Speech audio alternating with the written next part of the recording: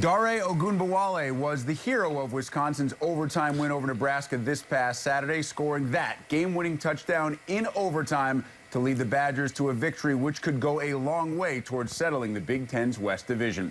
Dare, kind enough to join us today from our campus studio in Madison. All right, Dare, I've seen a lot of games up at the camp, but I've never seen an overtime game at night under the lights. What was that post-game experience like? It was fun. It was real fun being able to come back into the locker room, celebrate with the guys after a hard-fought game and being able to keep that trophy.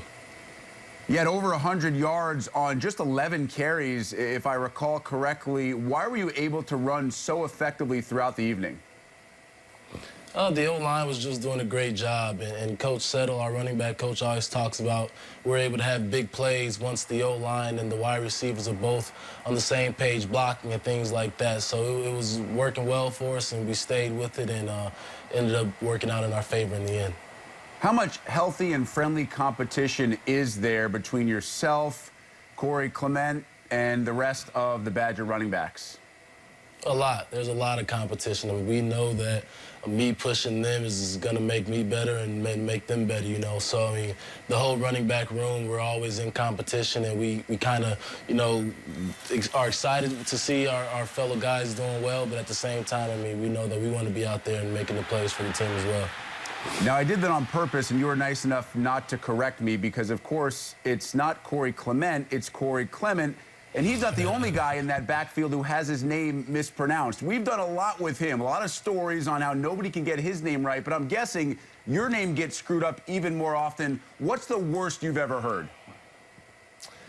I mean, lately, people, I think they put so much effort into saying my last name right that they get it right, you know? I mean, Corey, it seems like it's easy, and then guys will say Clement still, but probably the worst I've heard is just people just messing up the syllables, saying like Ogunbowale or something like that, but it hasn't been too bad lately. Now, are you okay with some of the guys? Because I heard this leading up to the game on Saturday. Some analysts will just say, the other Wisconsin running back, you know, the guy whose name is really hard to pronounce. Is that cool by you? I mean, it's fine. I mean, or people just say Dare. I mean, a lot of people just say Dare and not even worry about trying to butcher the last name. But yeah, I don't have a problem with it as long as we know who we're talking about. All right, let's look on the other side of the ball. You face that defense every day in practice, and it's just unbelievable. Vince Beagle was gone for a while, then Jack Sitchie lost for the year, and now Connolly steps in. He gets Big Ten Defensive Player of the Week honors. Are you guys ever surprised by what this defense can do, regardless of the adversity it has to overcome? Not at all, not at all. I mean, we went against this defense every day during camp, and we still go against them a lot during practice. Coach Chris makes sure that the ones will go against the ones and things like that. So when we see these guys making plays and new guys coming in and continue to make plays, I mean, it doesn't surprise us at all. I mean, we got a lot of great players, great people on that defense, and they're a great unit. It's fun to watch when you're on the sideline.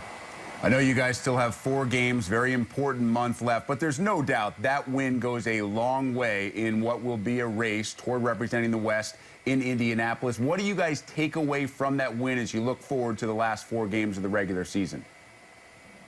I think it's a big win, you know. I mean, not only for obviously a Big Ten West win, but also, I mean, being able to kind of come together in a tough moment, high-pressure situation, being in an overtime game like that, and for everybody coming together and being able to put points on the board and the defense going out there and having the huge stop on 4th down, I mean, and on the previous 3 plays as well. So, I mean, it's big for us in that sense, but like you said, at the same time, we still got a big game this week and more big games in order to determine the outcome of this season. And that big game this week against a Northwestern team that's found a little something, especially offensively over the last couple of weeks. I know you guys are early in your film study and your scouting of the Wildcats, but what do you see so far? Yeah, I mean, we see a good defense, you know, a lot of good players, very physical players, and guys that like to get after the ball, you know. I mean, so ball security is a big point of emphasis this week, whether it's in the ball carriers or the quarterbacks throwing the ball. I mean, we know that we can't turn the ball over, and if we do that, good things will happen for us on Saturday.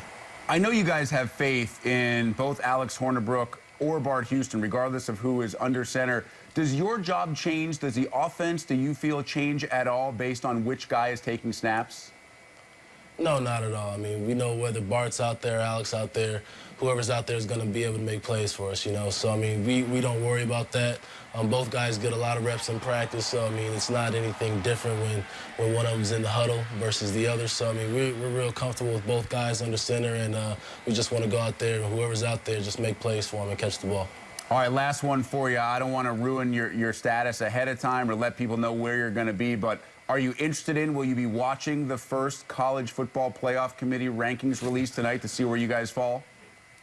No, probably not. Probably not. I mean, I honestly didn't even know it was a show until yesterday, and I mean, we definitely will be on the lookout to see what the rankings are, but I don't think I'll be able to watch the show. I mean, I'll probably still be at the stadium, honestly, at 6 o'clock anyway, so I don't think I'll be able to watch that.